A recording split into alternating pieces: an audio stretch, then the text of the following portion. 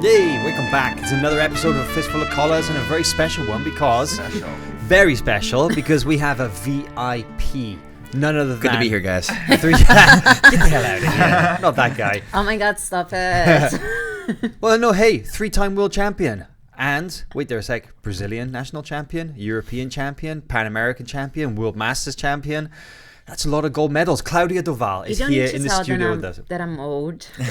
Oh yeah, we leave the Masters one off, right? So, but that's a lot of gold medals in a short space of time. 3 years. That's a hell of a resume.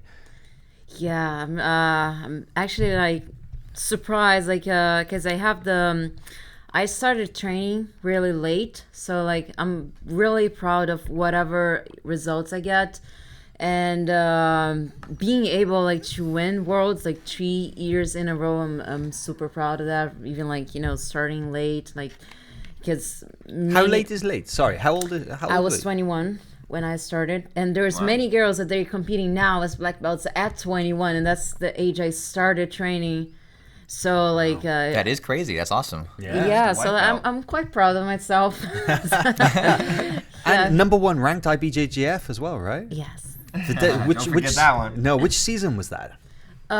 This last season, 2018, 2019, and I also got Nogi first place for last year, 2018. Wow. Chasing that ranking isn't easy, right? You're on the road like every weekend, basically. Yeah, so like you gotta, because the IBJJF does like however many tournaments you do, you get points. So like I've been chasing the tournaments, so it's pretty much every weekend with a different tournament. Yeah, you flew in even from now, just from New York, right? And you're in Connecticut. I was there, yeah. When was the last time you were home? I was home for about 2 months in April and May. April like a and little May. bit of March, April and May. But home is Rio de Janeiro. Yeah, Rio. But even in Brazil, I traveled a little bit. A little bit? Yeah, I had some tournaments. We actually have a clip playing right now. You can see that this is the final from Worlds 2019. Yeah, this year. There you go. That was a crazy submission, right? Yeah, that's in my face. I swear I looked cute because I was trying to smile, but I was crying at the same time, so it just looks creepy. What's that emotion like for you? You know, not everybody gets to win a world championship. Obviously, you got some big emotions on display right there. What was that moment like for you? Yeah, because so I had this thing where like I'm old. I know I'm not super old, but I still like every time, like I remember my first words are like, this is my only chance. I'm never gonna be able to do this again because I'm old, and like I always have this feeling, or like I'm old, I'll never have another chance. And this was one of those moments, like I was feeling like that before, you know, the tournament was like, I'm never doing this again. This is my last chance.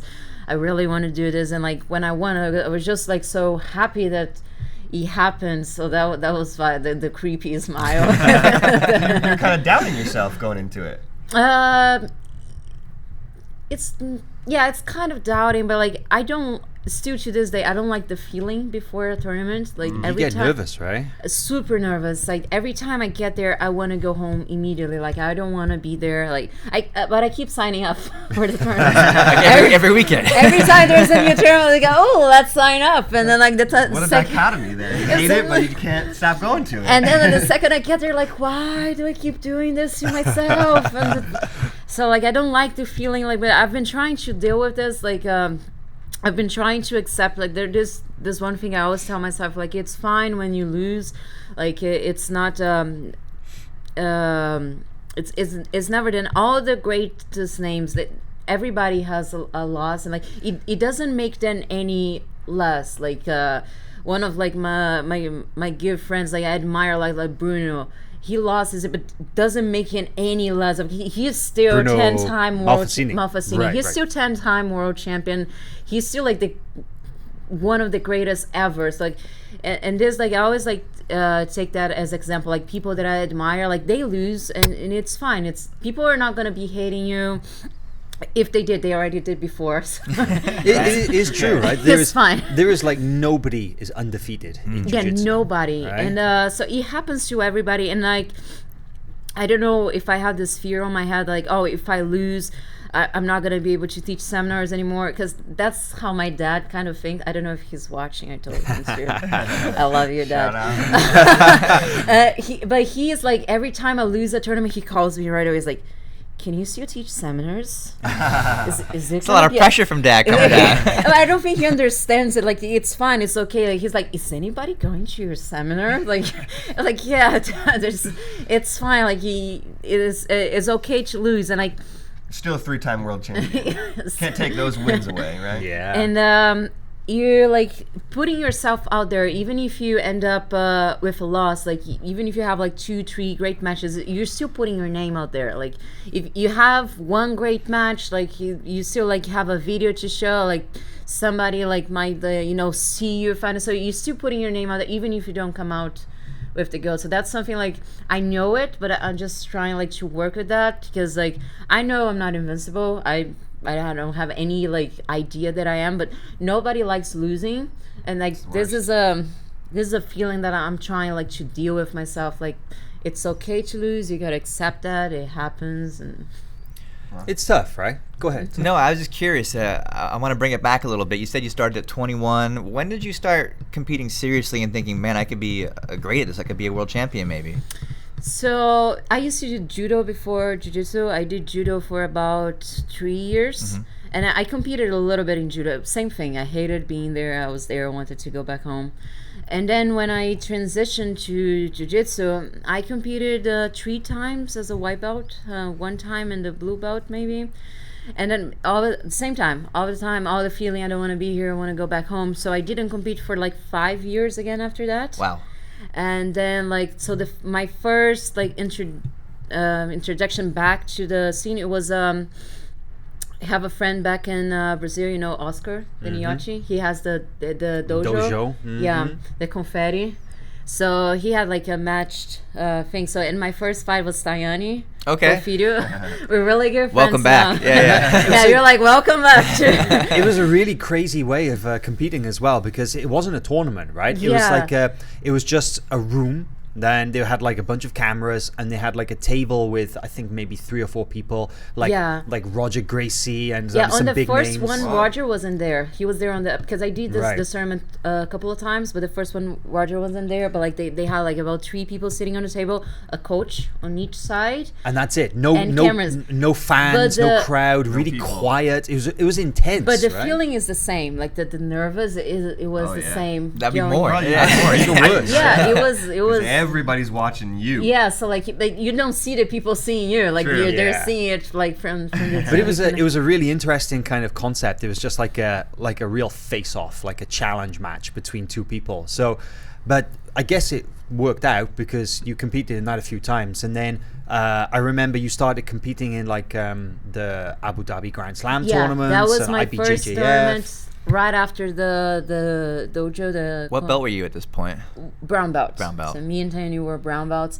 So after that, I did the Abu Dhabi. It was 2015 Abu Dhabi Grand Slam, and like I remember my first match. I was a brown belt, but I fought a black belt, and like I won. But I was so proud of myself. I was like, oh my god! It's like, but.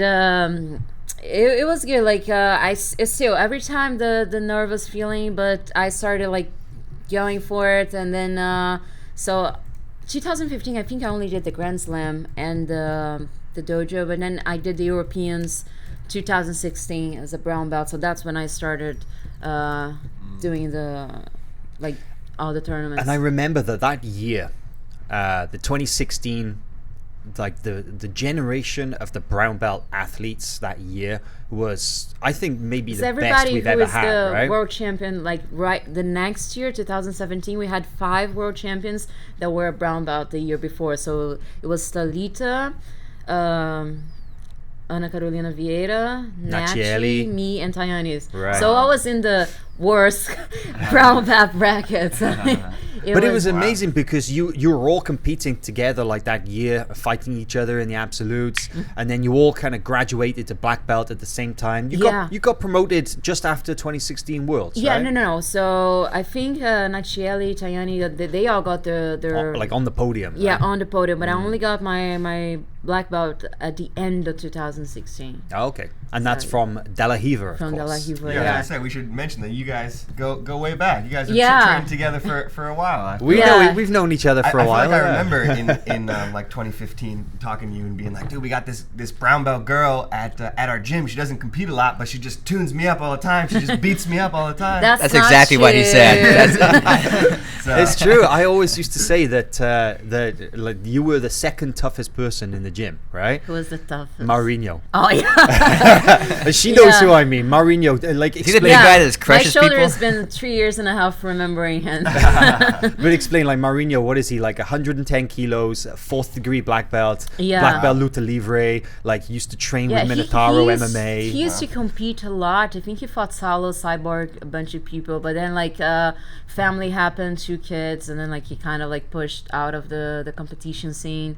But like he would have done great. Like he Yeah. did. Like he competed nationals, I think worlds back when he was still in Brazil. He has some really but good like results. a long time ago, right? Yeah, So yeah. he was so tough. Yeah. So like after him, you I always used to say that you were the next toughest person in the gym because, I mean, Dalla was kind of lucky, right? Because right there in the middle of Copacabana in Rio de Janeiro, it's a famous area. A lot of tourists come to visit, and Dalla, the name as well. Everybody knows Dalla. Even if you don't know the man too well, Yeah, a lot you of know people the don't name. know that he's a guy. Like, I know that they're like, he was like, what? Isn't that the technique? It's like, no, it's a guy. But you used to, I mean, you still do, right? The academy receives a lot of visitors. So, you know, you used to train with people all the time that you never met before. Yeah. It's almost a little bit like a competition then, right? Yeah, the difference, like, because on the competition we have the mental, the nervous, so like it's different. But like you get to train with a lot of different people, so that's really good. Like, But when did you figure out then that, okay, you know, this competition stuff is going pretty well, you know, maybe I should focus more on this? Because like you say, you spent 5 years with no competition whatsoever. And then like you did a couple at brown belt and you're like, okay, that's what I'm doing now. And since then, like 3-4 years, that's all you've been doing. Jumped in head first after that. yeah, so I was studying engineering for a while, so like I had in my head, oh, because I knew I needed money. I needed jobs. So my dad is an engineer, so I was like, he wanted me to be a doctor, to go to medical school. But like, no, you gotta really love that stuff. You can't like just I mean, and so like I was like, okay, I like math, I like physics, you know. It's like, oh, I'm gonna be trying engineering. So I did that. I went like halfway through with engineering, and I liked the subject and stuff, but every time that I was there, I was thinking like I could be training Yeah. all the time. So like, and then I went like through like a bad phase of my life. Like I had depression and stuff. So like I stopped studying. Like I was still training, but like I couldn't bring myself to go back to school. So I went like for that period, thinking maybe like 6 months, a whole year, where like I didn't know what I was gonna do, because like I couldn't bring myself to go to university anymore. Like I don't want to do this. Like I don't. Were you unhappy because you were studying something you didn't really want to do? Yeah, or? I don't know if it was something in particular that happened, but I think a bunch of stuff was happening at the same time. So I had like a very bad moment. Like I couldn't bring myself to go to school. And then I wasn't competing yet a lot. So I was kind of freaking out. Like I don't know what I'm gonna do, because I know I need money. I need to be able to feed myself. But then I started competing. And then, like, I remember I won Worlds at brown belt that same year, 2016. And I was like, okay, maybe that's something that I can do. Like, that's something like Maybe that's you're good gonna. at this. Yeah, maybe I know a little bit. Yeah, and then it was only by 2017 that I started like to realize, oh, I can actually like make a living out of this. Like, started getting sponsors and everything. So. Because that's also the hardest part, right? It's like winning medals. If you're good at jiu-jitsu, winning medals is you know, not that hard. What you train to do. It's Yeah, what yeah. you do. Yeah. But even gold medals, you know, people who win a lot of gold medals, even they struggle to live as a professional, right? That's something that you feel that you've managed to figure out? Yeah, so like, because I don't get to be a full-time athlete, because like I can't survive out of being a full-time athlete. Like the sponsors, so like I have a new sponsor now, a new gi sponsor is academies from I don't know if they're from Germany, but it's somewhere in Europe. And in like they pay me, but like it's not money that I can live off through the whole month. Even like the competitions that give money, like they started, like IBJJF started doing that with Brazilian nationals and worlds, hopefully with Pan Ams and everything else, but it's not something that's gonna last for long. Even like the whole ranking, I had to go to so many tournaments for that first ranking that it basically just pays itself out. So it's not like, so you really, like, if you want to make money, you got to be able to teach classes, teach privates, like teach camps.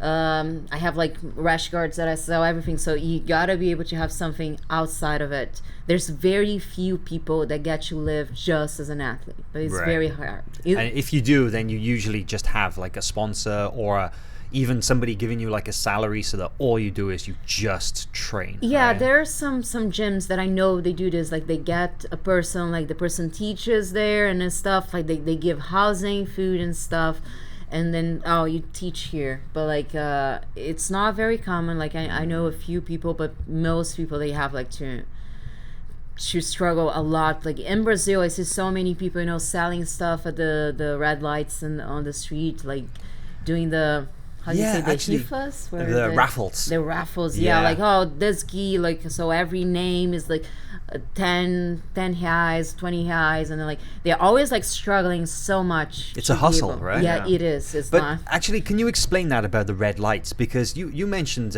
you spotted an athlete who had a great story recently, right? About I want to say his name's Roosevelt. Or yes, I know him. Yeah, and I saw that Roosevelt Souza, I think his name is, right? Yeah. Yeah. And he's been picked up by Romulo and Everyday Porrada because he was out there selling water bottles during Carnival. Yeah, his story went viral, and on the internet, everybody started posting. So he was selling the. Yeah, he was out there just hustling, you know, it was hot, and everyone else was partying, and he's out there selling water bottles, trying to, I think, get a ticket to World Pro, I want to say. I don't know if the timing's right on that, but yeah, it really caught on, you know. Now, you know, he got very lucky because Romulo noticed, and I think has helped him with his accommodations, and I see him training at Cyborgs now on Instagram, so. That's amazing. But Roosevelt, we should say, he is an absolute killer as well. Roosevelt Souza, for those who don't know, is he's a ultra heavyweight brown belt who just kind of broke onto the scene like this year, and had an amazing performance. I think he took double gold at American Nationals just recently. Submissions, like just firing, tapped out a bunch of guys. And but it's amazing that that's the reality for a lot of athletes, right? Is that if you don't have like a good family who can support you, if you don't have the sponsor bringing you to the gym, then a lot of these guys, it's really not easy to make it as a professional. Yeah, that's true. And a lot of people are lucky, like they have the family like backing them up. And nowadays it's a lot about like the social medias, like you might not even be as good, but you have a lot of following through the social media. So I really like try and like work them well, like always on my Instagram, like always posting, always like something new, because I know people appreciate it. So like you gotta be working through your social media, because you can be like super good, you can win a bunch of medals, but like if you don't post about it, if you don't say anything, people are not gonna say very like hardly they're gonna say something for you. So you gotta put yourself out there so people see you and then they talk about it's you. The marketing, right? It's like building your brand. Great advice, I feel like, for a lot of jiu-jitsu competitors out there. And like Hal said, like it really is you gotta hustle for it, but like you know, it's kind of a small business, like but it's you're kind of proof that you can make it work, right? Yeah, you gotta put yourself out there. And like it's funny because my dad, if he was watching, yeah, like he'll have serious conversations with me about my followers. He's like, you kind of got stuck at this number of followers, what's happening? And I'm like, well, Dad, after a while it only shows like every 1,000, so you it's harder and harder. Like I promise you it's going down. So people, please follow me, so my dad Dad a bone. so my dad is proud of me. That's funny. Awesome. We'll put a link to your Instagram profile in the comments here as well, so you can follow. Yeah, but it is true to a certain point. Like you gotta put yourself out there through the social medias. Like you gotta make yourself seen so that people can see you. Have you you've been doing it for a few years now? Have you learned any like things that work? Like, what would you tell someone just starting out? Maybe they've won a brown belt world title and like, okay, I need to make myself a little bit more famous. You know, what should they do on Instagram? What works for you? So like what I do, like I try and post like at least once a day, and because I also watch like where are my followers from. So most of my followers are from Brazil, so I try and post it at a time that people in Brazil are already up. Because like if you have a business profile on Instagram, it shows you the time that people are most active, like your followers. So like, and I have like about I think maybe 16% out of the U.S. So I also 16% out of here of the U.S. So I try and look for a time that people are gonna be up here and also up in Brazil. So like I try to look for that time. So I always post stuff like this. I try and be funny. Like, you have good memes. I can vouch for that. Lots of cat memes. Yeah, I love cats. She loves cats. Yeah, I try like I don't like saying anything that might offend people. Like, so I never have comments like this like, it's gonna be good for this person, but like this person's not gonna like it. So I don't say things that might controversial. Like, yeah, stay positive, right? Yeah, because I know that talking a lot is gonna bring you a lot of viewers.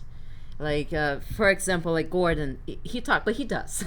He does everything he says he's going to. So, right. So that helps. But talking brings a lot of attention to yourself. And I realize that not many girls do that. I don't remember seeing any girls like talking, talking about the others, yeah, like talking calling like, them out and stuff. I can't wait to fight you. Like that's I'm true. gonna I beat can't you think up. of it. Like, so like you don't see that happening. The only person I can really think of who like is kind of controversial in her posts and stuff is Gabby Garcia. Oh no, yeah, but that's a whole separate, because he also does the MMA and the MMA people. It's a different style, right? Yeah. So like was the Ronda Rousey? She brought so much attention to herself because she started like talking, being a little mean. Yeah. I was happy when she got knocked out. Oh. Now I used like to be a huge fan because I did judo before that, so like I was watching her fights, like yay Ronda, but then she started saying stuff like I can beat any grappling jiu-jitsu girl, like gi or no gi. It's like, no you can't. Yeah, she started like just everybody, like I can beat everybody, like with my hand ties around my back. She like beat Mayweather too. I don't know. Yeah, she said something like, I was like, no you can't, like, but like that brought so much attention to herself. Like it's and we had like a while ago, like Che Osonen, he was also like doing like saying, so I was so mad. I mean, he is undefeated though, so yeah, so he is. Che's undefeated though.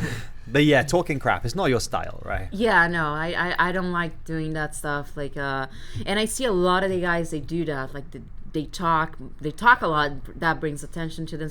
Sometimes in a good way, sometimes in a bad way. But bringing attention to yourself is good. Might be bad, but like you gotta know how to do it. So like that's something that I don't see girls doing, and the guys do. So like I never have like a strong. You could be the first then. Yeah. What's up, Gordon? Let's fight. there it is. No, please. You heard it here first. Stirring it up on Fistful College. Book it. You don't want this problem. Set the fight to win. Just like, all right, I got it. Yeah, though Seth, he's like crazy about like having one of the girls fight him. He's always like, I'm gonna fight one of the girls, like just for a match. Oh, Seth. Yeah, but I see like sometimes girls like they have a strong opinion. Like I've seen comments, like so like a girl wins and then her friend says like no, a girl loses and then her friend goes and say, oh no, you didn't win but you are the past, the other girl's not. So they talk like specifically about somebody like publicly. I don't like doing that. If I have nothing to say, I'm not gonna say anything because I don't like this. Like this tension. I want people to like me, so I don't like saying. Yeah, but people hate me anyway. So even though I never did anything. Yeah. Really, you think you have? No, haters? I know for sure of people that hate me, and I never done anything to them. Are you talking about fans or athletes or Instagram commenters? Some athletes, some Instagram people, like they go and comment like. The other day I tried making a joke on my. I don't. The other day I tried making a joke on my page. So like I had a picture of me like kind of like looking like this, and then like the the subtitle was like, when you see a white belt teaching another white belt to move. And then, oh my God, that Did got people so get mad? and they were like, what if it's a judo black belt? Oh What my if God. they're a wrestling guy? That's so unnecessary. What's wrong? Like, yeah, I will it's say a people are joke. a little bit soft in jiu-jitsu. What do you think? No, because like most of the time that you see a white belt teaching the other white belt is not a judo black belt. It's not a white belt world champion. It's gonna be like, oh, let me show you this bearing ball I just saw on YouTube the other day. That's like Yeah. most. So I was trying to make a joke and people like got so mad. But yeah, I know for sure of some people that don't like me. Some people I fight against.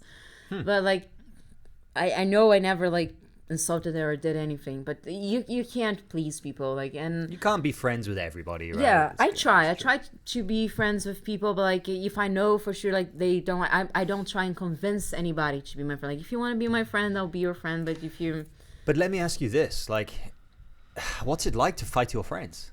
Because you guys, I you know, hate it so much. well, there you go. So maybe these guys People need that, right? they need to feel that way, because if they are friends, maybe they wouldn't fight against you as well Same as they way. could. Yeah. Yeah, so like there's a couple of people that I don't fight ever. So like Tayani, we fought a few times at the brown belt, but then we became really good friends. So like we don't fight anymore. It's mostly my choice. Like Tayani, don't beat me up. Yeah, but I'm also good friends with Monique Ricardo from Dallas, and then like we met at a few tournaments and No, different. yeah, no, a different Monique. Sorry. Yeah. Yeah. Just We're gonna as play a pretty, clip but a soon, different so- Monique. Yeah, yes, right. But yeah, we met a few times in some tournaments, and we always close out like I can't. Like we're really good friends. Like it's really hard. I feel like men, they have a easier time fighting their friends. They're just like, let's do it. Fight is over. They hug each other. It's awesome. But like You with have a girls, I different see- relationship, right? Yeah. And there's so many. There's just less girls. Like True. I feel like it'd be hard to More fight your cool. friend over and over and over again all the time. Yeah. But the women's jiu-jitsu has definitely grown a lot in the last couple of years, right? I mean, we have, you know, multiple articles on our website sort of, you know, studying the growth and the numbers and the number of people who actually are, you know, participating in the tournaments. But This is actually we're actually playing the 2018 final. oh right yeah, now, this is actually. the final against Monique Elias from Alliance. But the growth of jiu-jitsu, Claudia, like, I'd really like to get your kind of feelings on how women's jiu-jitsu has changed since you started, and you know, the last couple of years as a black belt, the difference that you've seen. Yeah, I've seen so many more girls because I remember the first ever jiu-jitsu tournament I signed up for. I didn't have any girls Nobody. in my category. Wow, Yeah. you're the only one. Yeah, they had other white Okay, belts, but I gotcha. don't think they had absolute. And then I couldn't change it at the time, so like I got there and there was nobody. And I don't think you see that anymore. You don't see a bracket with like no girls on the white. And you see sometimes some like even on the opens like blue belts, you see like sometimes 15 girls in one category. That's something like it didn't happen like when I just started. How about at your seminars? Because you teach seminars, so many of them all over the world. Do you find that a lot of girls are coming to your seminars?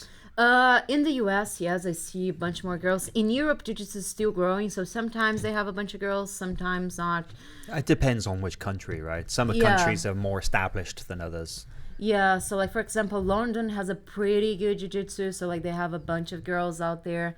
So like yeah, Italy, not that many girls, but like a lot of countries, but it's still growing because I feel like the hardest part of like jiu-jitsu is bringing the person to the gym, especially the women.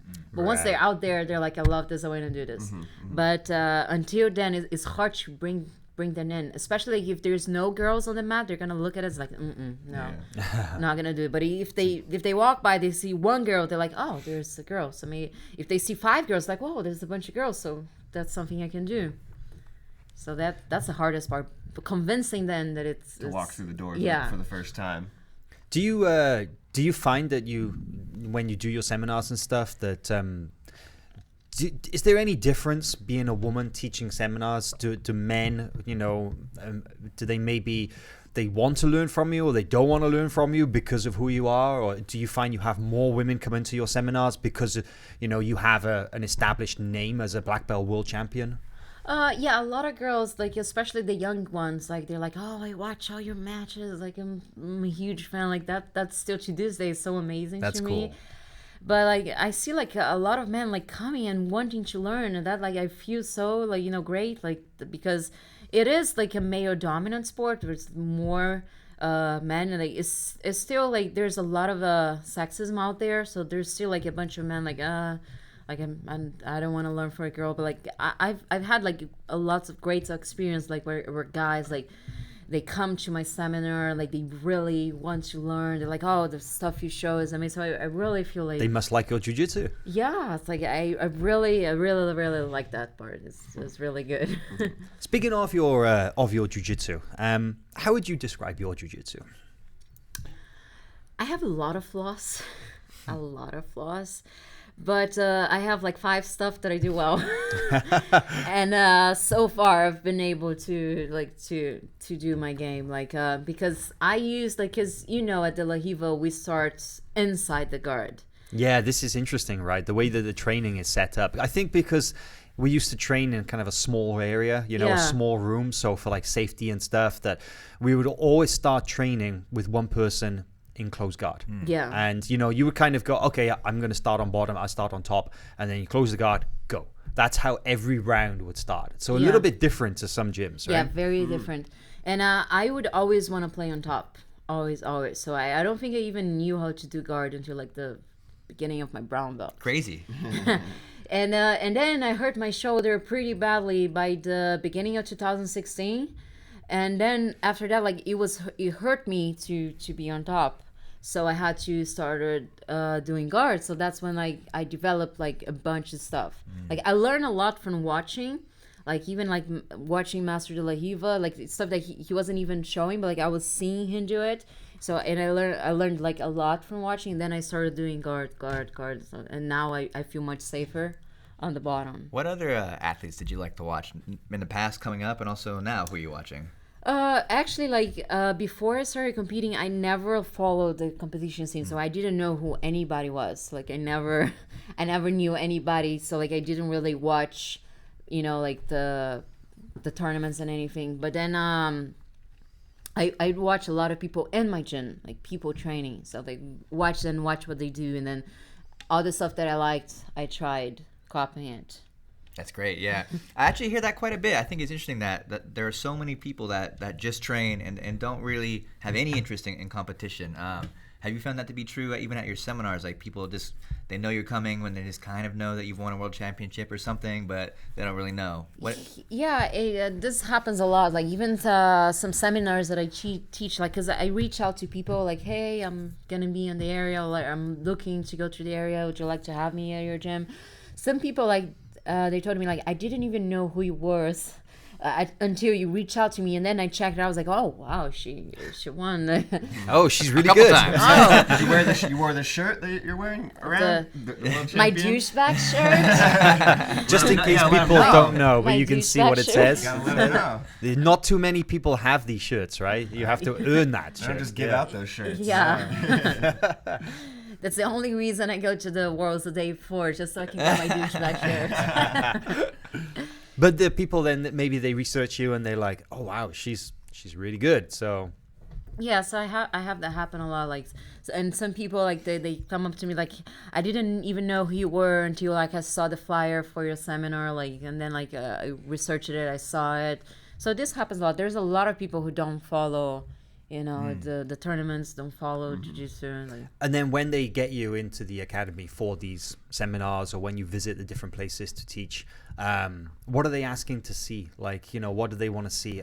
If they researched your game and they watched your matches on FloGrappling. Yeah. On Yeah, FloGrappling. we just saw the last one, right? You had the triangle and the wrist lock, which is a brutal finish. Yeah. But Don't show that, please. I don't want to. Don't show that to anybody. wrist locks. So like what happens a lot is like a lot of people, because they know I'm a student of the La Riva, they like, can we see the La Riva? I'm like, well, you can bring the La Riva in for that. He's gonna charge a lot of money, but you can bring him in for that, because like I don't work a lot with the La Riva, because you know that De La Riva doesn't show us a lot. He keeps his secrets. No, this is actually true, yeah, because, we both trained there for a long time, both got our black belts in that gym, and I always say to people that I can count the amount of times I saw De La Riva teaching the De La Riva guard on one hand. Yeah. But if I ever went to him with a question, he would always answer. He would always help me. So I would go to him and I'd be like, I'm trying this and I don't really, it's not working. And he'd give me some solutions and then let me try. But in the class, he's teaching everything else. He's teaching guard passing. He's teaching side control. He's teaching chokes from the back, But jiu-jitsu. wrist locks and knee bars, he doesn't teach wrist locks or knee bars. Knee bars for like... So where'd you learn that? I'm confused. the internet. The internet. At the bad people club.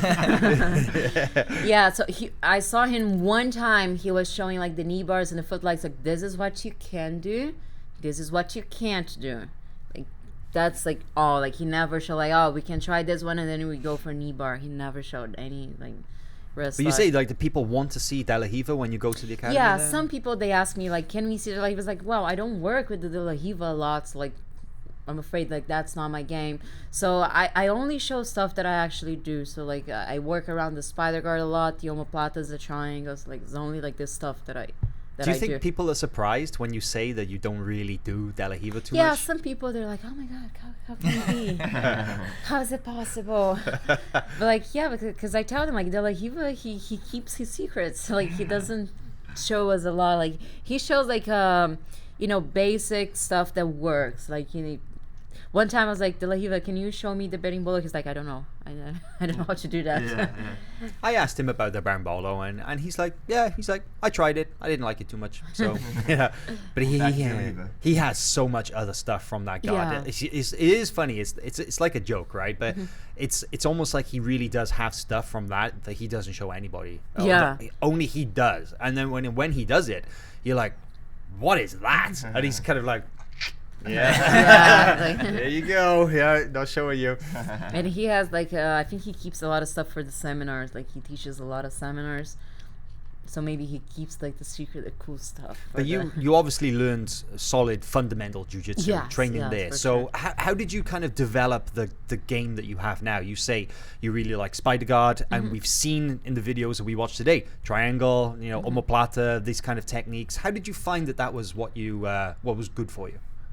So like I said, I hurt my shoulder at the beginning of 2016. So like I couldn't like be on top, like it was hurting me too much.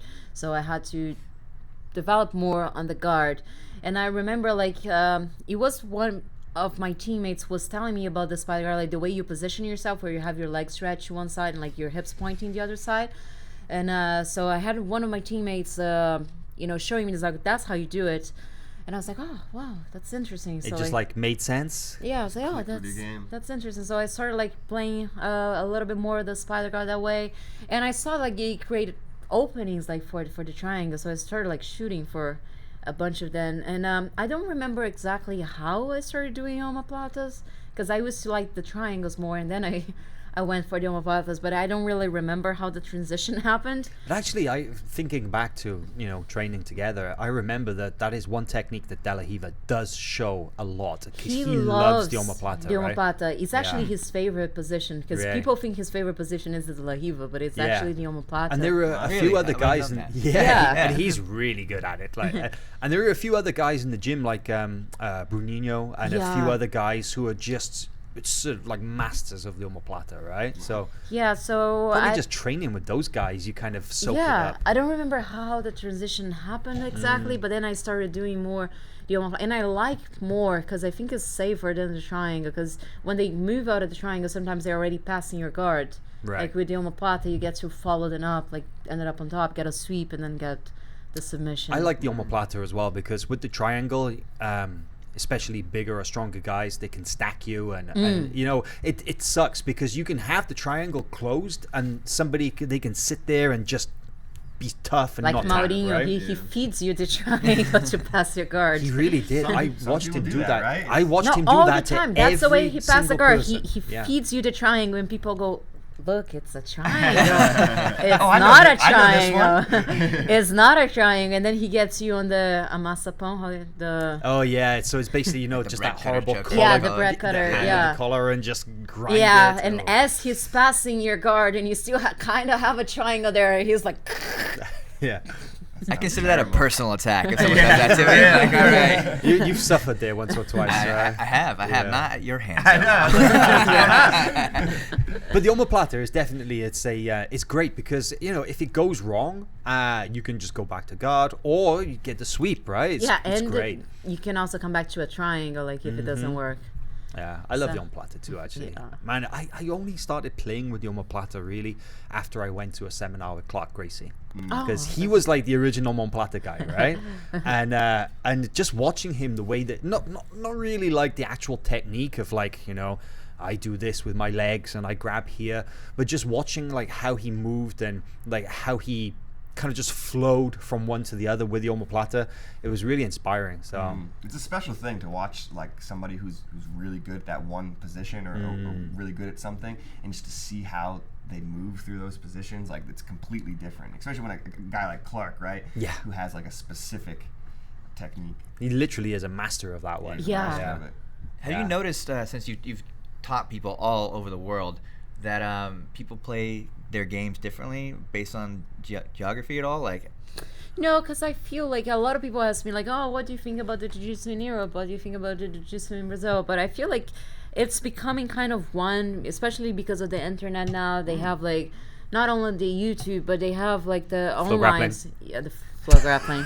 FloGrappling. Yeah, they can watch matches on FloGrappling, but they have their own lines, you know, like where people like have their own things online, like The online academies, right? Yeah, I wanted to do that too because I understand it's complicated, but yeah, one day. But yeah, so they have like the online classes and everything, the DVD. So I feel like it's kind of like, you know, becoming one. You know, people get to see stuff, so they get to try it out. They get to ask their professors. And so many seminars happening everywhere in the world. People get to attend seminars, so it's kind of like, it's not like, oh, people from here do this, people from here do this. Like, obviously, like a little bit, like, oh, the professor likes doing this, so they're gonna do this. So I'm sure, like Clark's students, they're probably Pretty good good at the omoplata, with the probably. omoplata, but it's still like it's different. Like people like to do, you know. would you say the level is kind of catching up to Brazil, or is Brazil still way ahead of everyone? Here in the U.S. the level is so high because like so many schools, people training, like people taking it seriously. And in Europe is starting to grow. Like you have like some people from the UK, like Fionn. I'm gonna call She's her. amazing. I'm gonna call her Fiona, so she gets mad.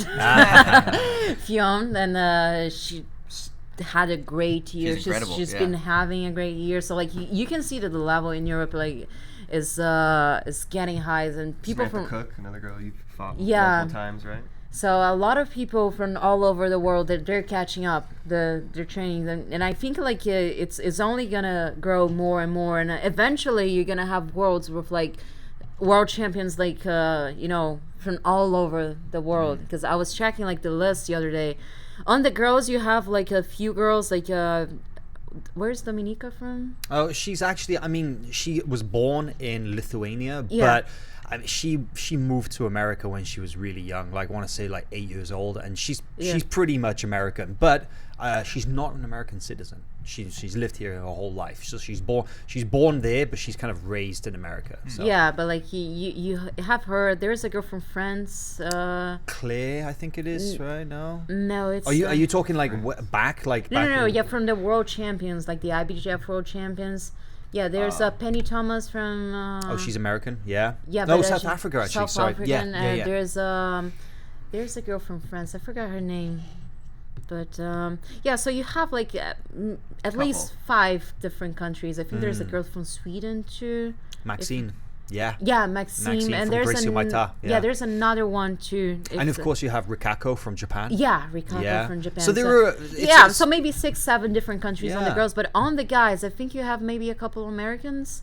Yep. And yeah, so I feel that like at some point we're gonna have people from all over the world. What's the one place that you've traveled a lot? So what's the one place that you've been to where you think this country has like real potential in jiu-jitsu, like to maybe produce athletes, to produce champions, or maybe just as like to just have a big jiu-jitsu scene? Is there anywhere that you've been you think, wow, okay, this is like the next big up and coming place? Yeah, for sure. Here in the US, there's like... Well, we can't say the US because it's huge here. There's so many people have been coming here for 25 years.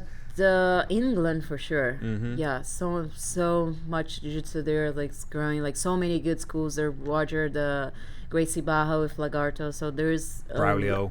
Yeah, Braulio. all those Yeah, guys. I've never been up there to that part, but I've been like around London. Yes, and like people being athletes, like actually taking it seriously. Because I've been to some other countries where like people have classes like one day a week, so like they do it like they're not looking to be athletes. But yeah, for sure the UK, like it's right there. What do you think about the people, the sport versus like martial art aspect? It's a conversation that people have a lot. Like, is jiu-jitsu becoming a sport and losing its martial arts roots, where more people take it seriously, they go to train and then they change their whole life around it? Or there's also some casual people out there that do it 2-3 times a week or less even. What's your take on that? Nah, there's a lot of people that do it casually, like even like at our home school, Dalla, most of the people there are just 95% or more, right? Most people there are just like they're like business people. They work the whole day, so they just want to go there, relax, get choked out, and then they leave. Choke some like, people out. hopefully choke like a couple people out, and then like they leave like with good spirits, like. Because it's kind of like a therapy thing. It's like a lot of people, Meditation. Yeah, if you train, you know. That feel Yeah. good. Yeah. So there, for sure, there's like a bunch of people that train just because they want to do a sport, and like I'm one, like everything, because I've tried like a few things as I was like growing up, like volleyball, like even the gym. I hate going to the gym. I only go to take pictures. I do 3 Instagram sets, then I go for bicep, and then another Facebook one. And then like I don't like it, but like jiu-jitsu is something like I love it so much, and it's fun. You lose weight, like you get muscle, everything you get through jiu-jitsu. So there is a bunch of people that go just for like the. It's good for here too, right? Yeah, I think this is the thing I think for jiu-jitsu is so important for me. Real. You were saying earlier today, right? You've only rolled how many times? Just a couple times. In the last 6 weeks or something? Yeah. I've just been nursing an injury as well, and I just trained at our gym yesterday for the first time in a while.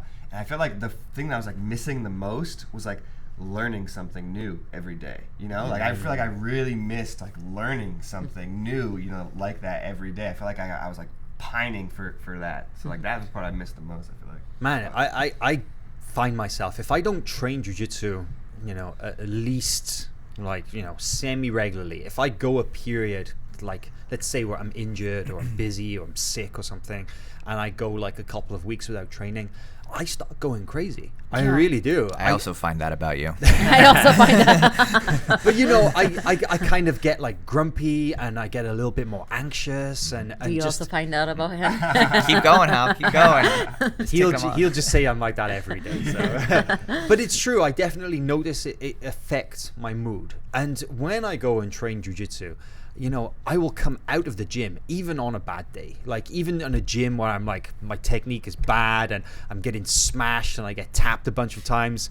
I'll come out of there and I'll be like, well, not bad. Okay, that was good. I needed that, So Privilege to get smashed. Like you're on the mat. That's all that matters. Yeah, speaking of getting smashed, like rolling with Claudinha is an experience because like he's lying. no the thing is that you were talking about how much you love your guard and stuff, but you did spend so long, like years, like playing just top game, right? Yeah. That I think you have a little bit of a different jiu-jitsu game to a lot of modern competitors, right? Because you never pass the guard standing, right? I don't like to stand up. Why not? I'm not sure exactly because like I came from judo, so like when I just started training, I was like I should be able to stand up, but I never felt comfortable, so I always wanted like to be on my knees. So like that's one of the, when I said like I had huge flaws, that's one of my big flaws, is not standing up. So I only like, you know, like start shortening the distance until I pass the guard.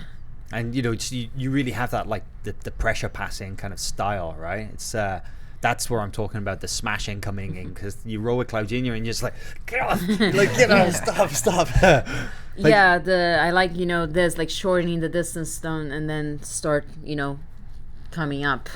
how did you develop that game? Like, you know, what were the key things that you did to develop that style of passing?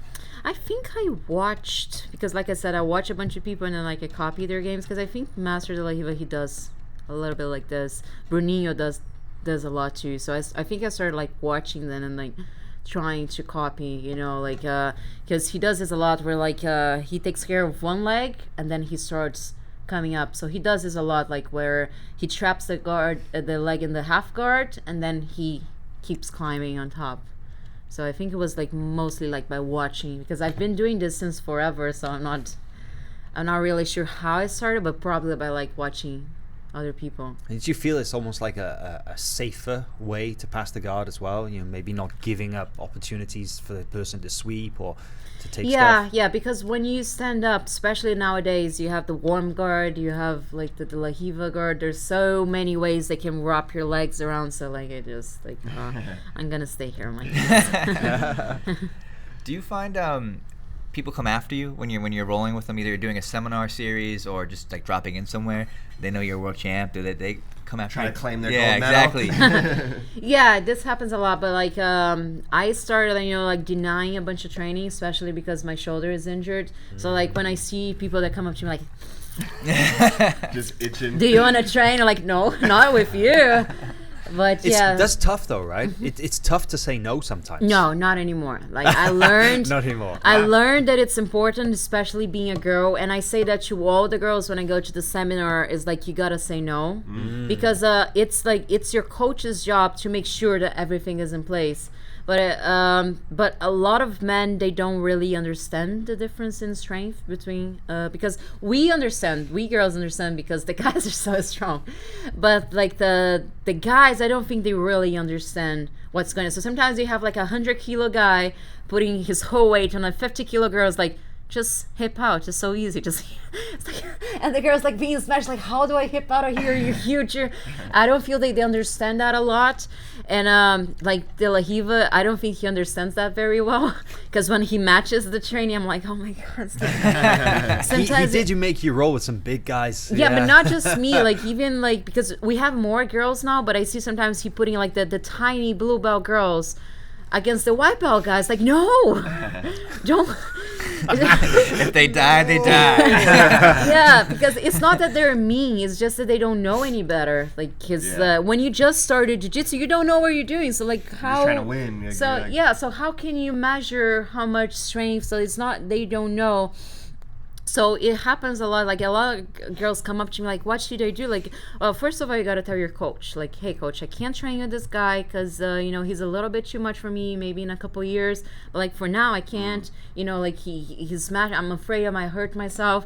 And if your coach doesn't do anything about it, well, that's a bad sign. You should maybe like look for another location, because your coach should be the guy looking out for you, should be the guy who's like, you know, wants you safe. But like, you got to be able, like, you tell your coach, or sometimes like you can tell the guy, like even you don't need to be mean, like, oh no, I don't want to train with you, you're awful. Like you can say like, I'm a little bit injured today, so like I don't want to, you know, do that. Because sometimes like a lot of people come and ask me for roles of like, hey, I'm very injured, I'm not going hard, so if you're expecting like some kind of training, like I'm not gonna be able to give you that much. And then like sometimes it goes well, sometimes they start going crazy, and I just stop, like, hey, we're not gonna do, like, respectfully, like, hey, I'm not gonna do that anymore, because I don't think you understand, you know, what kind of injury I have. It seems like great advice. It really is. Incredible. Yeah. Like, I think Because I think not that many people really are like so open about that, right? Yeah, because And not just women, actually. I'm thinking myself, like, yeah, saying no's not a bad thing. It's right? kind of a taboo thing, right? To yeah, say no. because people are like, It's no, important. I'm tough. They're Yeah, like, yeah. can you say no? I would never say no. Like in my time, I wouldn't say. Yeah, there's a lot about like this, you can't say no thing. But like a lot of people are not athletes, and even if you are an athlete, especially if you're an athlete, that's what you do, so you can't hurt yourself. But if you're doing that just for fun, like, why would you hurt yourself? Like, why would you put yourself in that position? So I think like it's important to say no. And a lot of people, they have this like, oh, I can't say no because they're gonna think I'm weak. Or the girls, because it is a male dominant sport, so there's like that, like, oh, girls shouldn't be here, oh, girls are weak. Do you really feel that? You've experienced that?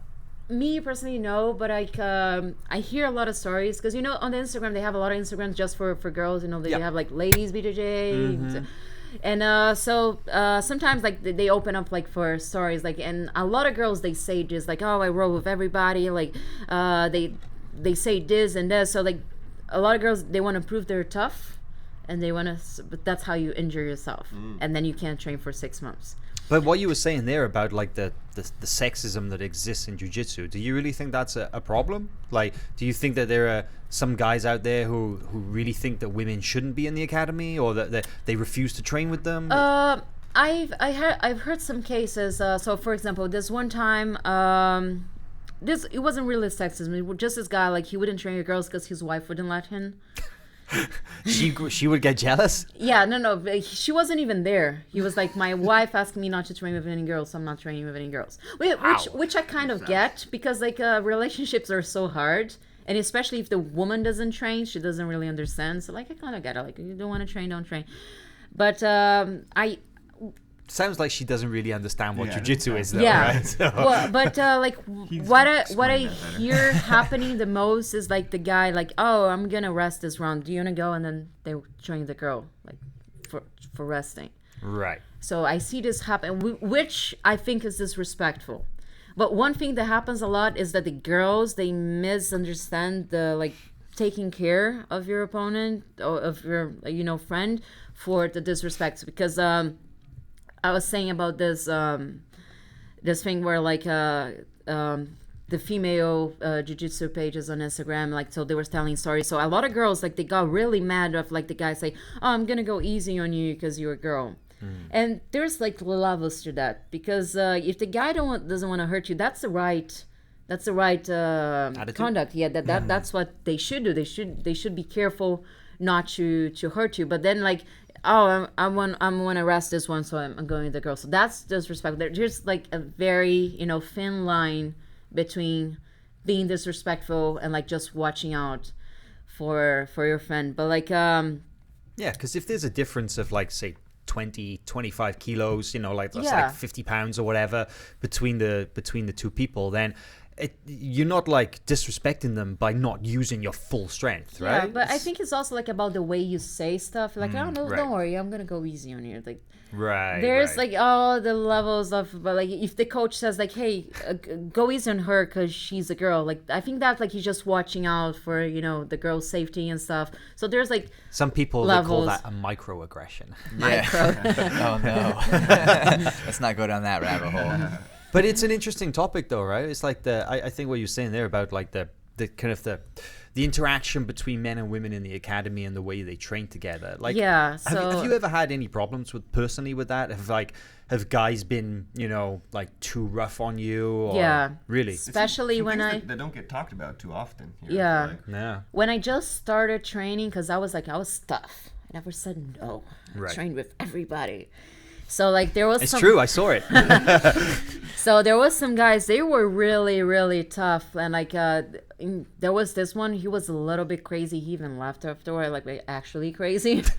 And every time he would train with me, like he would try and like choke me. He would like punch me in the face. And like this one time, like he left my whole like face like red from like trying to, and at that time I was always crying. I was like, they hurt me. I was always like, and that doesn't sound healthy or funny though. I mean, you're laughing, but that doesn't sound cool. Like, yeah, so like it happens like it happened in the beginning, like where people were like too rough, and I don't think they were being mean. I just don't think they really understood the difference of what belt level was this guy? I think at the time I was a blue belt. He maybe was a purple belt. So you probably expect somebody of a purple belt or above to be able to have that control, right? Yeah, but I see like happening a lot in the gym. Like sometimes the girls like they complain to me like, "Oh, this guy's like crazy," because like they just want a submission, and I don't think they understand the difference in like is strength. So like it did happen a little bit with me like in the past, but nowadays it's just like, hey, I'm not doing this, like I'm not it sounds training. like the easiest way to go about it, right? So like just be smart. If I see people training like crazy and then they come up to me like, do you want to train? Like, no. So but it did happen a few times. So I like not serious injuries, but it got like a little bit hurt because like guys were going like a bit crazy. But whenever like I see something happening, like I go and like I tap on the guy's shoulder because I saw it happening at the gym. Like, hey, you don't have to submit her 5 times. It's fine. Like, she's a tiny girl. You don't have to. But yeah, like I had that happen with me. But again, not that I think they're mean. I just don't think they know. Like they don't really understand like the best way to. I think it's good that like you're steadfast in no, and you don't feel bad about saying no. no. I don't feel bad that's anymore. Great. You should be the one deciding who you train with, right? Yeah, so I think that's something important. Like you should be able to tell people no, because I've seen like some gyms where like, oh, you don't get to say no if a higher belt asks you to roll. It's like the rule, right? Yeah, you can't like refuse. Yeah, there's definitely pressure for sure. Yeah, you don't get to say no. I think you should be able to tell no because it's important. Like it's your health. Like I had to learn how to say no as well, and it's weird because you see some people like.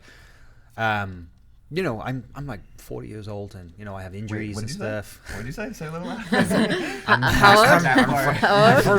No, but I'm not in really good. I'm not in really good shape. I have injuries. I don't train that much or that consistently. But I'm a black belt, and guys see that, and they're like, I'm gonna try and get this guy because if I beat the black belt, that means I'm good, right? Yeah, I've had people asking me that in the past, like, if I beat a black belt, am I a black belt? It's like that's not how this works. It's the same thing. But it sucks because if I see like that guy is going super hard, like in a couple of rounds, and then I'm kind of tired and he starts walking my way and you can see him kind of like, all right, it's time to go after that guy. And he's like, hey, you want to roll? And I'll be like, no, I'm okay, thanks. And the look on their face is like, wait, what? My plan is ruined. But it's almost like you see like a kind of a malfunction. It's not today. I don't get to be a black belt today. But they're confused and sometimes they're a little bit offended. It's like, whoa, why wouldn't you want to train with me? And it's like, it's on me, So like you just got to learn how to say no and just be cool with that, right? Yeah, because and I feel like gyms that they have this kind of environment like, oh, you can't say no. That's not healthy. Like especially like either a girl or a smaller guy or like an older guy, like it's like you're paying to be there, you're paying to train. So like why can't you decide what you're gonna do? True.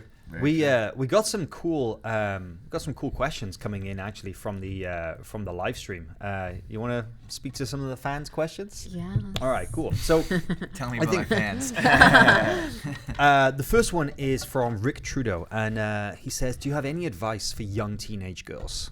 There are a lot of like people coming through from the kids classes, and a lot of younger people getting involved in sport. So what kind of advice would you pass on? So the one I just said about like being able to know your body, like say no when you have to say no, like train hard but like train smart. So like if you have that person you're more comfortable training with, like you can train with that person, not just for the teenage girls but everybody. Like don't be afraid to lose in training. Like nobody is like keeping score, kind of are, but like don't be like trapped on that. Like just take care of your body, your health. Like you're still young, you're gonna recover pretty well, but still like if you can grow up with no injuries is better. Like because you'll get them later. Yeah. They always come. Everybody gets them, but try and wait as long as possible. Cut them off while you can. Yeah, so like do you get to teach a lot of teenage girls in your seminars? Yeah, not a lot, but like there's a bunch of girls that they come and like they always like have, oh, I've been watching you, like I saw you, like I really like seeing that, like being able to be an example, like it's like, oh my God, I gotta be a better person because they're watching me. But so like you just gotta, you gotta have an open relationship with your coach where like you can tell them what's going on. Like not like, oh, in school this happened, like, but like the things that are happening on the mats, like you gotta be able to like, hey, like I'm not doing well with this technique, or like this person is like is training too rough, like they're being mean to me or whatever. Like have a good relationship with the coach, train hard, but always like understand your limits. Like don't try and train with the 200 kilo guy. That's gonna not worth it. Probably hurt you. Do you we got another good question here from Liana Isabella. What's your advice for not giving up?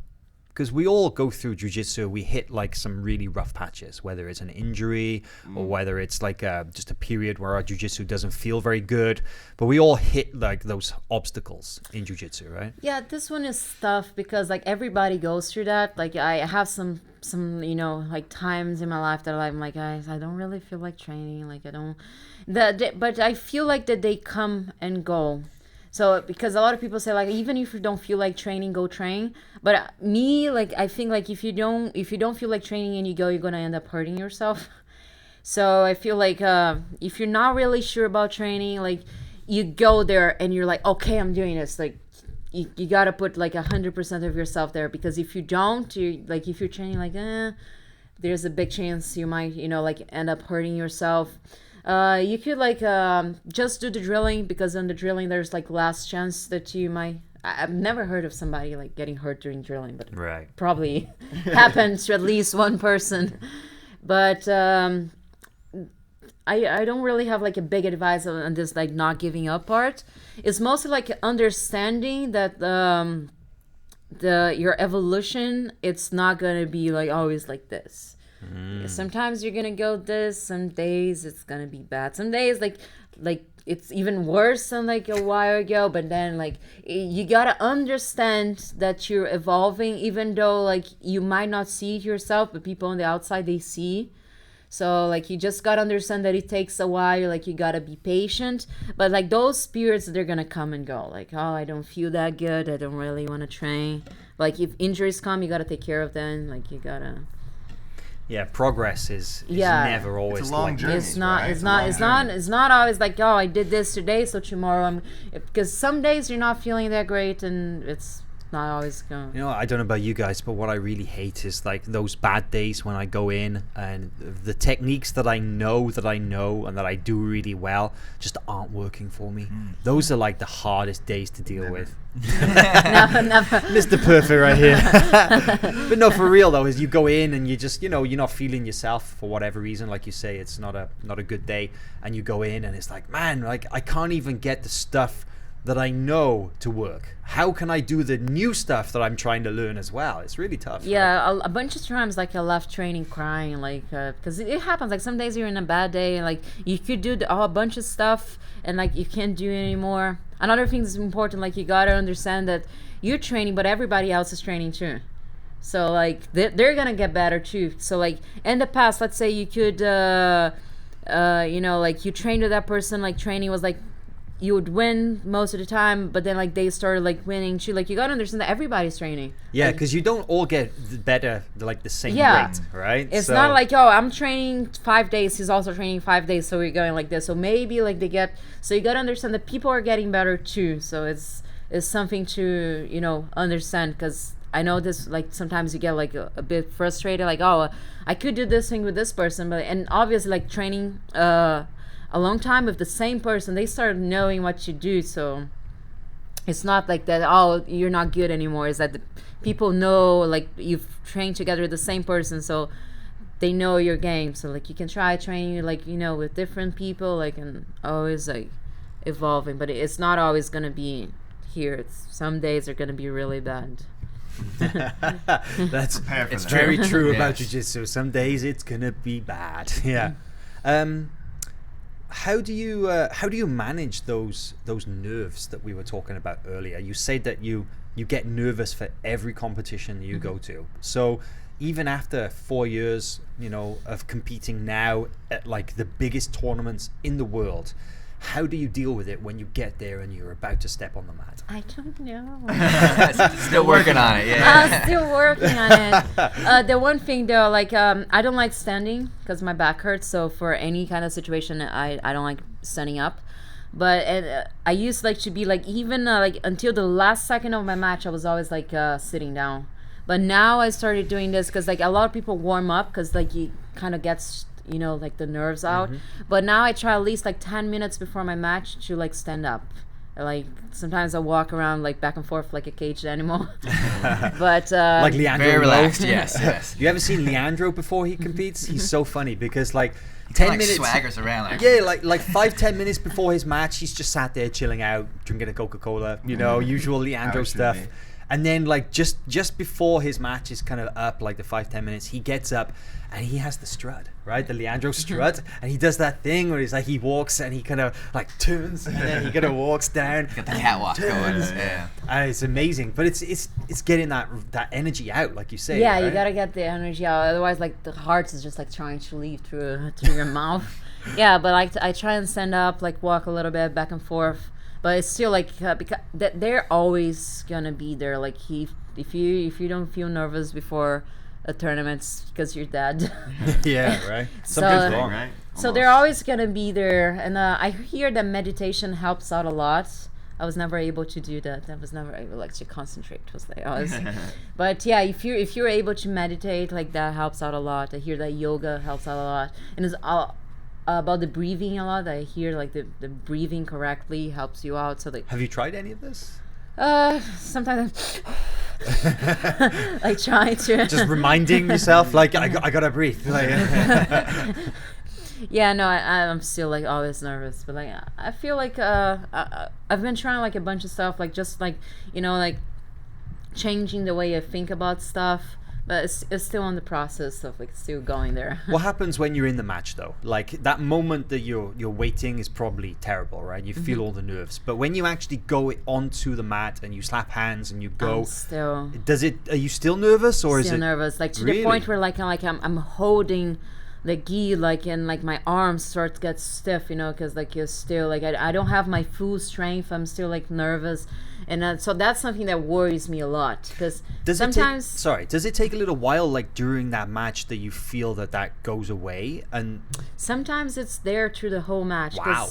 A lot of times like I have one match and I'm tired as if I just had 10 full matches.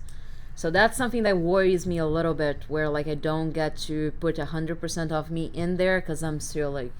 So that's something like I'm a little bit worried about, like not being able to perform, 100% because I'm still like so nervous. Do you find like after a couple of matches in one day that maybe you start getting better? So like I have a match. After the match is over, like I'm okay. But then as the next match is about to start, it starts coming back and again. How about like the world final? Is that more stressful than just like a regular match? So like.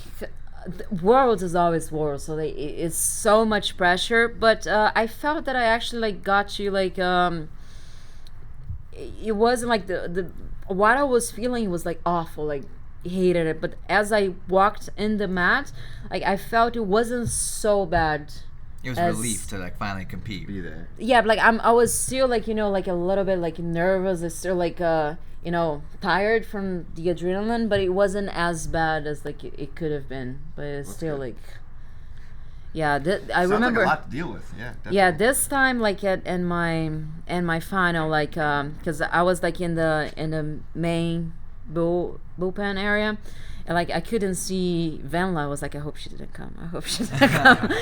And then like because they also have like the mats under the stands. Oh yeah, there's like on deck area. Yeah, there's one on each and I was side, like, let me right? see if she's there. I looked like, oh, she's there. Okay, I'm fighting. Oh, it's okay, it's fine. I'm fighting. And then like I was there like sitting down a little bit, and then the second I saw her walking in, like heart started getting like really really really nervous. Like I stand up, like I was like going, and then as we walked through as we were walking, like, because on the Worlds they have like the mat happening, and they have like the small areas for the competitors, and then right as I was walking there, the match that was happening before mine was over super quickly. I was like, ooh, okay, this is gonna happen soon. Time to go. Ooh, and then like I started like walking back and forth from one side to the other, and then like. What about when you're competing? Do you hear anything? Like, some people who compete, they say that they don't really hear anything, or they're not really aware of what's going on. Can you hear your coach? Can you hear the crowd? Most of the time, yeah, I can hear my coach, but I don't usually do it. I like having people as a coach for for support, for like emotional support. Like, you're doing great. Yeah, so like no, just having them there, because I Right. remember like my finals last year.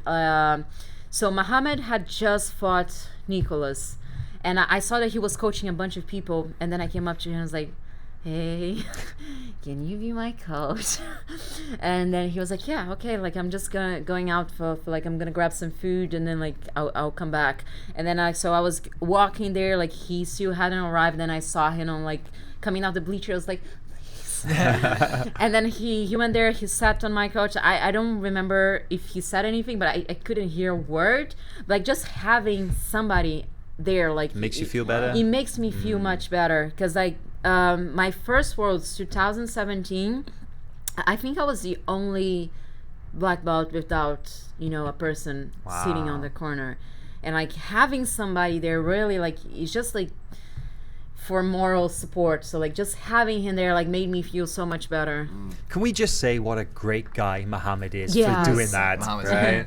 Yeah, and he was about to fight Leandro, and then Yeah. he still did it, and then Maybe that helped his nerves though. He got Yeah, to yeah. think about something else for a minute. And he was coaching a bunch of people this year as well before he Yeah. fought Marigali in the final. He's, yeah, he was coaching, because you remember him visiting us at the La Riva. actually, this is interesting because you spoke to Mohamed not too long ago, That's right, and, yeah, and you just did last the week. interview. Yeah, and he was telling you about that like early stage in his career. I think he was a blue belt, right? Yeah, so he told me that he was training at Team Nogueira doing the MMA Yeah. thing, and then Minotauro suggested that he focus on jiu-jitsu because he was so young. He was like in his late teens. Yeah. And so he came to De He La was Rivas. already a monster by that time. Oh yeah, he was huge. And he mentioned that's when he met you. You guys were both blue belts. What was it like training with him as a blue belt? Was he like an MMA guy, kind of going crazy strong? No, and- he's always been super chill. He's always like, it was always great training with him, and he used to joke around like, oh, you defend pretty well, I can't choke you, but obviously he wasn't trying that hard. But like it's always been like super great training with him. Like he would visit us. He was already a monster back then, and so like we developed this friendship from like a long time. And then like I remember Worlds, I think 2014, I was here in the US, I didn't compete, but like I saw him, like I talked to him, and I think he won double gold that year at purple belt, double gold. And like so we had this relationship, this friendship for a very long time. And then like at Worlds, like I was freaking out, I didn't have anybody, so like I went there and asked him, and it was amazing that he did that. And like right after that, he fought Leandro, and then he won his first Worlds, which like I got so happy It's for. really cool. Yeah. Oh, it's funny actually. You mentioned like I never met Mohamed at the gym. I think right. because he trained in the early Yeah, classes. the 7 a.m. training. You will not find me in those classes. 4 p.m. class, that was mine. That was the one I used to go to. But it's kind of interesting, actually. I wanted to ask you this, is that I remember when you were at Dalla Riva's, you would train, like every class I would go, you would be there. Whether it was like 7 a.m., whether it was 4 p.m. or 6 p.m., it seems like you were always in there on the mat. And you used to live like right across the street, right? Yeah, I still live there, but the La Riva, they just switched it. They moved. Yeah, but I didn't see them move because I was here already. But they moved. But yeah, I live right across from the gym. You haven't been to the new gym yet? No, not yet, because they moved out. I was here already. Right. So you were training a lot, like hours every day. You were in the gym and on the mat. But with the traveling that you're doing, with the teaching that you're doing, the competing you're doing, how much do you train now? Not enough. Not enough. Because Really? so I try and train at least once a day, But because sometimes like I'll have a class every day to teach, and especially like with traveling, because like you gotta wake up to take for a flight, like you don't really get to choose well what time is your flight, because flights are crazy. Like even coming here to Austin, my flight was 6 a.m. So like you don't really get to choose your flight. You got to see like what options they have. And that's like the day gone because you spent it traveling, Yeah, right? 'cause So you that's spend your it training traveling. gone, like Yeah, and with international flight, like you lose a whole day, so I don't get to train as much now. But I try to do that at least like once a day, but definitely not like I used to train. I was on the gym the whole day. Did you ever experience overtraining? A lot of people say that was a problem for them. What was that like? Yeah, but that was still when I didn't do jiu-jitsu yet. I was in judo, and it was a period like I think it was on because before I did engineering, I went to acting school. Okay.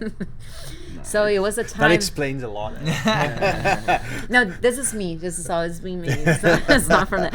So and then it was like a vacation, like a time, but then like I was waking up because the gym would open at 6 a.m. So I was waking up, going to the gym at 6 a.m. doing the whole class. Like they have like the spinning class, like the jumping class. I was doing all the classes. I was working out and then going and training judo at night.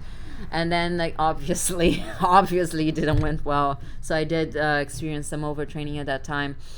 But when I was training jiu-jitsu, not really, because like when I felt I was too tired, I would just like chill and like So you stop. learned to listen to your body then. Yeah, like I learned like sometimes you have to chill. You can't be training like crazy. With age comes wisdom, right? Yes. What age?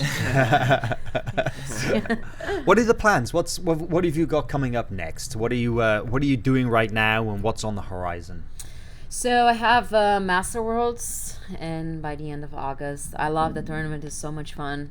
It is a good one, right? We it love is. Masters Worlds. It's a lot of fun. It's a lot of fun. 'Cause It's less serious than like the World Championships, yeah, the right? Worlds. Yeah, one time Lovato did a video like the difference between Worlds. Oh, yeah, and, like, that's great. And it was funny, like the Worlds, you're like, and like you win by advantage, you're like Masters Worlds, they just like give the guy a They- big they're hug, and hugging it's like a and- celebration of jiu-jitsu. It's good. Yeah, fun. it's very fun, and like Vegas is so much fun. Like you walk around looking like all this stuff. Like I can't believe this is real. Like it's yeah, it's super fun. So I have that, and like for the future, like I want to have my own gym at some point.